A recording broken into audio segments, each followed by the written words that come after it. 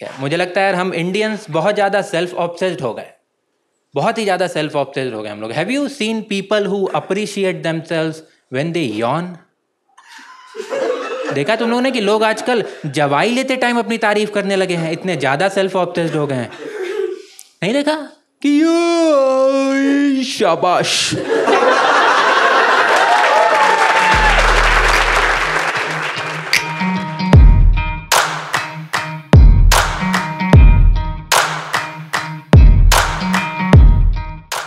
मुझे लगता है यार दुनिया में प्रॉब्लम बहुत है और हर प्रॉब्लम के पीछे एक रीज़न है, वो है ओवर एंथुजियाज्म। एनर्जी बहुत है लोगों के पास। ओवर एंथुजियास्टिक लोग देखे आपने, जो आके हाय नहीं बोलते, आपके पेट पे मुक्के मारने लगते हैं। देखा है कि ये कैसा है, उनके आने से पहले सब कुछ ठीक रहता है, हाँ, उनके आते ही माहौल ख़राब हो जाता है। इनका किसी को भी वेलकम करने का तरीका है उसको फिजिकली मोलेस्ट कर देना।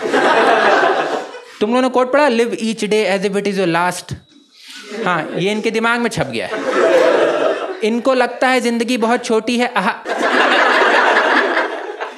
जितना जीना है आज ही जी लो, तो ये आज ही जी रहे होते हैं। इनको भरोसा ही नहीं कल जिंदा उठेंगे।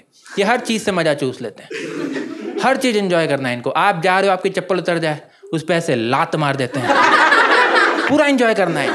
इनको भरोसा ही नहीं कल जिंदा उठेंगे। सुबह इनका अलार्म बजता है, इनकी गांडी फट जाती है, क्यों फक, पुनर्जन्म, फिर से पैदा हो गया क्या मैं। बहुत प्रॉब्लम है एनर्जी की वजह से। आप जा रहे हो, किसी से टक्कर हो गई, लड़ाई शुरू हो जाती, क्या भाई अंधा है क्या। और जब आपकी लड़ाई होती है ना, तो वहाँ पब्लिक इकट्ठा हो जाती है, तो आप ऐसे जा नहीं सकते कि आपको किसी ने अंधा बोला, आप चले ही गए। अब आपको रुक के लड़ना पड़ेगा कि अब अंधा है क्या, तू अंधा है क्या। फटाफट एकदम ऑटोमेशन में रहना है हम लोगों को। और इसी पे लड़ाई बिल्ड होती है कि तेरा बाप अंधा होगा, तेरी माँ अंधी होगी। और ये आंसर डूल है लड़ाई का कि जब आपके कोई बाप के बारे में बोलता है तो आप उल्टा उसके बाप के बारे में बोलते हो या तो उसकी माँ के बारे में बोलते हो। ऐसा नहीं बोलते हैं तो तुम्हारे जीजा जी भी अंधे होंगे। अब मैं देखा, स्ट्रीट फाइट एक क्रिएटिविटी का गेम है। अगर तुम लोग क्रिएटिव नहीं हो, थप्पड़ खा के घर चले जाना, कोई पॉइंट नहीं है रुकने का, कोई पॉइंट नहीं, क्योंकि वो लोग अब कुछ भी क्रिएटिव बोलने लगे। मैं एक स्ट्रीट फाइट देख रहा था, उसमें कुछ ऐसा क्रिएटिव बोल दिया, मैं क्रैक ही नहीं कर पाया। दो लोगों की लड़ाई हो रही थी कि अबे अंधा है क्या, तू अंधा है क्या, तेरा बाप अंधा होगा, तेरी माँ अंधी होगी। अबे चुप कर श्रवण कुमार। मैं क्रैक ही नहीं कर पाया। मैं घर गया, मेरी दादी ने बताया कि श्रवण कुमार के माँ बाप दोनों अंधे थे।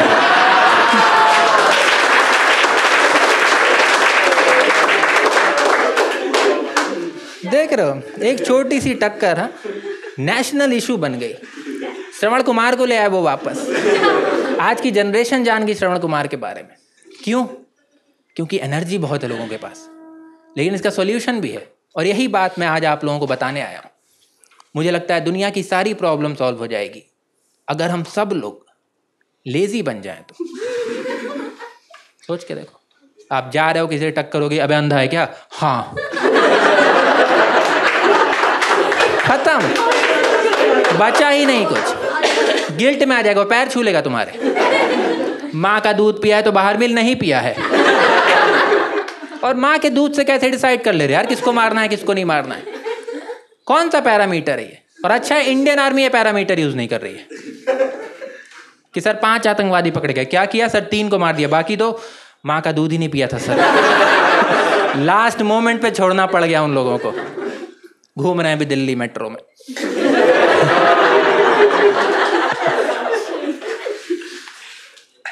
बहुत प्रॉब्लम है यार एनर्जी की वजह से। मेरी लाइफ में प्रॉब्लम नहीं है क्योंकि मैं बहुत आलसी हूँ। तुम लोगों को देख के लग भी रहा हो कि मेरी एनर्जी बहुत लो है। हाँ, मैं कुछ कर ही नहीं सकता इस एनर्जी के साथ। मैं किसी से लड़ाई नहीं कर सकता। लड़ाई छोड़ो, मैं धमकी नहीं दे सकता हूँ किसी को। मैं किसी को बोल देता हूँ कि मैं गांड फाड़ दूंगा, हंसने लगते हैं वो लोग मुझ पर। उनको भरोसा ही नहीं कि मैं फाड़ पाऊंगा। कहते एक बार देखना है तू कैसे करेगा ये सब। मेरे दोस्त मुझे कॉल करते हैं, बोलते हैं आवाज़ नहीं आ रही है, आवाज़ नहीं आ रही है, नेटवर्क नहीं है शायद। मैंने बोला ही नहीं है कुछ। 3 बार वोडाफोन को गाली दे चुका है। नहीं मन करता यार बोलने का मुझे। गुड लिसनर बुलाने लगी हैं लड़कियां मुझे कि भैया आप तो 2.5 घंटे से सुन रहे हैं। मैंने कहा मैं 2.5 घंटे से नहीं सुन रहा हूँ दीदी, आप 2.5 घंटे से बोल रही हैं। जाने तो मुझे पैंट में हक के बैठा हूँ मैं। आपको मना नहीं कर पा रहा हूँ, बस हाँ में हाँ मिलाया जा रहा हूँ। तुम लोगों को लग रहा होगा कि यार इसकी लाइफ में तो प्रॉब्लम ही नहीं है, इसकी लाइफ में तो प्रॉब्लम। ऐसा हमेशा से नहीं है। मैंने बनाया है अपनी लाइफ को ऐसा, मैंने बहुत मेहनत की है इसके पीछे। बचपन में हमसे एक सवाल पूछा जाता है कि बड़े होके क्या बनोगे, और उसी पॉइंट पे डिसाइड हो जाता है कि आपकी लाइफ में कितनी प्रॉब्लम होगी। उस टाइम हम हीरो बनने के लिए बोले थे कि मैं तो इंजीनियर बनूंगा, मैं डॉक्टर बनूंगा, मैं पायलट बनूंगी। ये सब करके आप खुद के ऊपर प्रेशर डाल रहे हैं। जब मेरे माँ बाप ने मुझसे पूछा कि तुम बड़े होके क्या बनोगे, मैंने बोला मैं तो चाट बेचूंगा। समझ रहे हो? अब प्रेशर मेरे माँ बाप के ऊपर है। अब उनको मेहनत करनी कि मैं चाट ना बेचूं।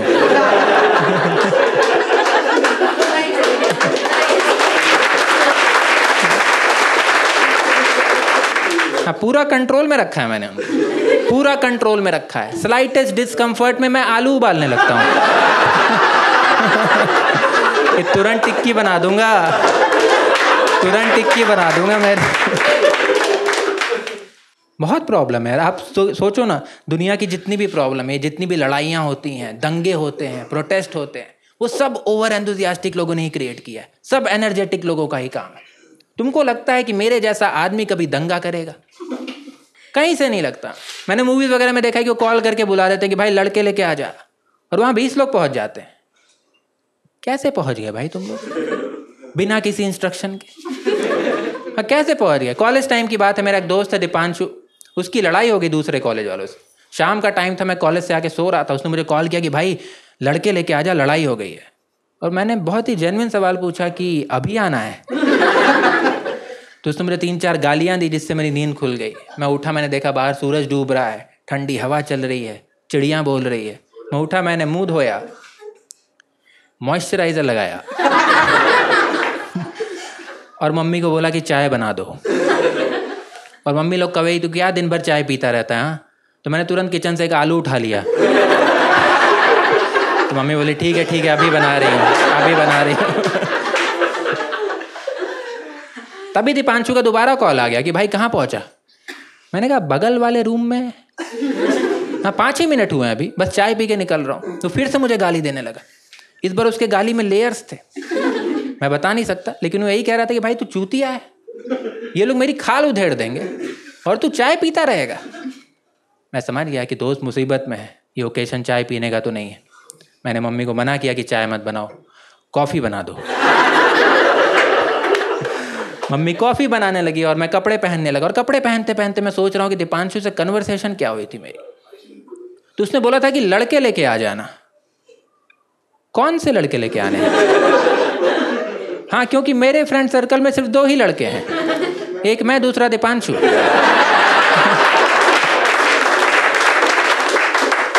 हाँ, 2 ही लड़के, वो मेरा लड़का है, मैं उसका लड़का हूँ। उसकी फटती मुझे कॉल करता है, मेरी फटती मैं सो जाता हूँ। कौन से लड़के लेके आने? 2 ही लड़के हैं फ्रेंड सर्कल में। सर्कल भी नहीं, स्ट्रेट लाइन है वो होते हैं ना कॉलेज में 2 लड़के एक साथ घूमते हैं, एक साथ खाना खाते हैं, एक साथ छुट्टी मारते हैं, पूरा कॉलेज उनको गे समझ रहा होता है। मैं और दीपांशु।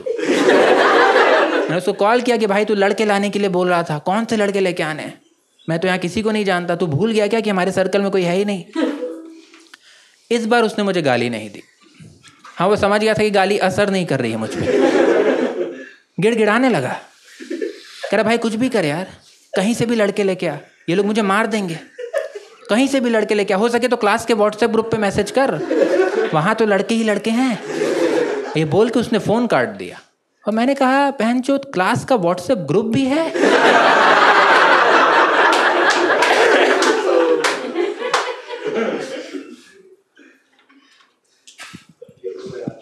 मैंने वही किया जो मुझे करना चाहिए था। मैंने तुरंत क्लास के सीआर को मैसेज किया कि मुझे ग्रुप में ऐड करो।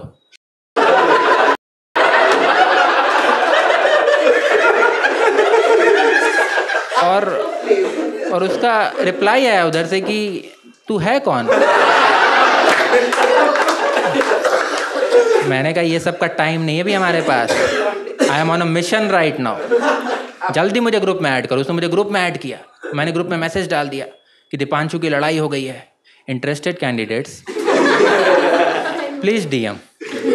2 मिनट में 37 लोगों ने मेरा मैसेज देख लिया और उसमें से एक चूतिए का रिप्लाई आ गया कि हाँ भाई कहाँ आना है। अब मेरी फट गई थी कि जाना कहाँ है, हाँ? किस चीज के पीछे भाग रहे हैं हम लोग? क्या होता है जीवन? क्या मौत के बाद भी एक जिंदगी होती है? अब मेरे अंदर हिम्मत भी नहीं कि दीपांशु को दोबारा कॉल करूं। अब मैं कॉल करूंगा वो सारे लड़के मिलके मुझे मारने आ जाएंगे। मैं सोच ही रहा था कि उसको कॉल कैसे करूं। उसका कॉल आ गया और उससे पहले वो कुछ बोलता मैंने ही पूछ लिया कि भाई लड़के इकट्ठा हो गए हैं, तो ये बता कि आना कहाँ है। मैं उसका चेहरा तो नहीं देख पाया, लेकिन उसकी हिम्मत टूट गई। Pin drop silence. पीछे उन लड़कों की आवाज़ आ रही जिन्होंने इसको घेरा हुआ है। मैंने बोला दीपांशु आना कहाँ है, लड़के इकट्ठा हैं। बहुत ही दबी आवाज़ में उसने बोला कि भाई कॉलेज के पीछे जो फ्लाईओवर है उसको क्रॉस कर। उसको क्रॉस करेगा, आगे ढाबा है, ढाबे से 100 मीटर आगे बढ़ के राइट ले। तभी उन लड़कों ने उससे फ़ोन छीन लिया और उसने बोला कि भाई तू रहने दे, हम माफ़ कर दे रहे हैं तेरे दोस्त को। हाँ तूने तो पूरा मेडिटेशन करा दिया यार हमारा। 2.5 घंटे से खड़े हैं यहाँ पे। एक टाइम के लिए तो हम ही भूल गए कि हम हैं कौन, हमारा मकसद क्या है, क्या होता है जीवन, क्या मौत के बाद भी एक जिंदगी होती है।